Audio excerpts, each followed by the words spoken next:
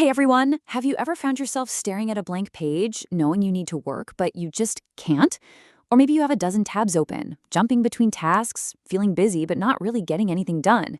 Well, if you struggle with focus or putting things off, I want you to know it's not some personal failure. It's actually a fundamental part of how the human brain is wired. Today, we're going to break down the science behind it all. So here's our game plan. First, we'll talk about the flashlight in your brain that controls your focus. Then we're gonna bust the myth of multitasking wide open. From there, we'll get into the real, surprising emotions that are behind procrastination. We'll look at this weird thing called the future self problem. And finally, we'll wrap up with some practical ways you can start reclaiming your focus. Okay, let's dive right in with section 1, your brain's flashlight. Before we can talk about losing focus, we gotta understand what attention actually is. Think about it like this. Right now, your brain is being bombarded with information. Sights, sounds, maybe even the feeling of your chair. Attention is your brain's bouncer. It stands at the door of your conscious mind and decides what gets in. It's not a passive thing. It's an active filter. And without it, you'd be completely overwhelmed, like all the time. Now, here's something that most people don't get. Your attention is doing two jobs at once. The first one is obvious, focusing. That's shining the flashlight on what's important. But the second job, ignoring, is just as crucial. It's an active skill. You're literally using brain power to push distractions away. And, when you're stressed or tired, that ignoring muscle gets really weak. And get this, about half of your brain's total power is dedicated just to processing what you see. That's absolutely massive. This is why a cluttered desk or a messy room isn't just an aesthetic problem, it's a cognitive nightmare. All that visual noise is actively stealing your brain's resources and pulling your attention away from what you actually want to do.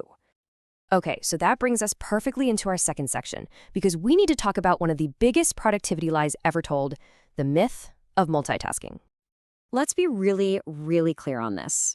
Your brain cannot truly focus on two complex things at the exact same time. It's just not possible.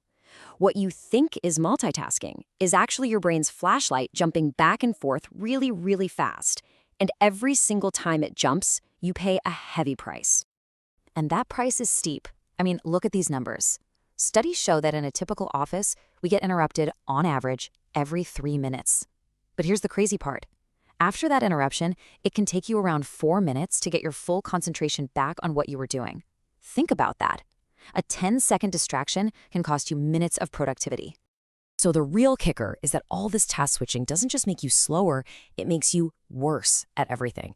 Your performance drops, you make more mistakes, and you won't even remember what you did very well. To make it all worse, every time you check a notification, you get a tiny hit of dopamine, which literally trains your brain to want to keep switching. It's a vicious cycle. And this right here, this is the bottleneck. It's called your working memory. You can think of it like your brain's RAM, and it is incredibly small. It can only hold about 5 to 7 pieces of information and only for about 20 seconds. When you're task switching, you're constantly shoving new stuff into this tiny space, kicking out the old stuff before it ever has a chance to stick.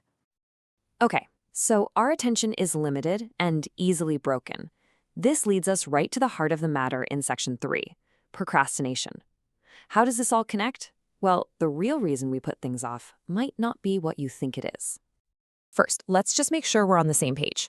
Procrastination isn't just pushing something back. It's when you choose to delay something, even though you have a nagging feeling in the back of your mind that it's a bad idea and it's probably going to make your life harder later. So that begs the big question, right? Is this whole thing just a time management problem? Are we all just bad at using calendars and to-do lists? And the answer, from pretty much all the research out there, is a huge, resounding no. Procrastination is not a flaw in your planning skills. It is an emotion regulation strategy. We put things off because the task itself makes us feel bad, and we're just trying to get some immediate relief from that feeling. And here are the usual suspects. A task might make you feel anxious, like, what if I mess this up? It might be mind-numbingly boring, or it could trigger insecurity, frustration, or even resentment. Your brain's gut reaction to these feelings is simply make it stop. So you put it off, and for a moment, you feel better, even though the problem is just getting bigger. Okay, so if we know it's a bad move in the long run, why is I'll do it later so incredibly tempting? Well, that's because our brains play a clever little trick on us. Let's get into it in section 4, the future self problem. Here's the deal. On a deep psychological level, we don't really connect with the person we'll be tomorrow or next week. We see our future self as a totally different person, a stranger who will magically have more energy, more motivation, and will just be better at dealing with all the stuff we don't want to deal with right now. This table just lays it out so clearly. Our present self, that's us, right now, is all about immediate relief. We want to avoid discomfort, but we pass all the hard stuff off to this future self, this abstract stranger who we just assume will be more capable. The only problem is, when tomorrow comes, you're not some superhero version of yourself. You're still just present self, dealing with the same feelings. All right, we've gone deep into the why. We understand the mechanics, the myths, and the emotions. Now for the most important part, the how. Let's move into our final section and talk about some real, practical steps you can take to reclaim your focus. It really all comes down to this one simple concept, managing your cognitive load. Remember that tiny little working memory we talked about? The goal is to stop trying to cram it full of stuff. If you can reduce the total amount of information your brain is trying to juggle at one time, you free up the mental bandwidth to actually concentrate on what's in front of you. And here's a super simple 3-step plan to start doing that.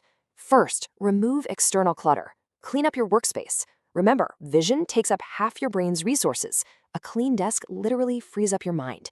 Second, offload your internal thoughts. Get every nagging worry or to-do item out of your head and onto a piece of paper. This empties out your working memory. And third, reduce sensory noise. Turn off notifications, close extra tabs, find a quiet spot. Stop the interruptions before they start. So, let's wrap this up with the big takeaways. Number 1, your attention is precious and it's limited, so treat it that way. Number 2, stop trying to multitask. It's a lie. You're just switching tasks badly. And maybe the most important one, procrastination isn't about laziness, it's about feelings. Just understanding how your own brain works is the absolute biggest first step to managing it. I really hope this breakdown gives you a new way to think about focus and productivity. If you found this helpful, do me a favor and hit that like button and make sure you subscribe so you don't miss our next deep dive. Thanks so much for watching.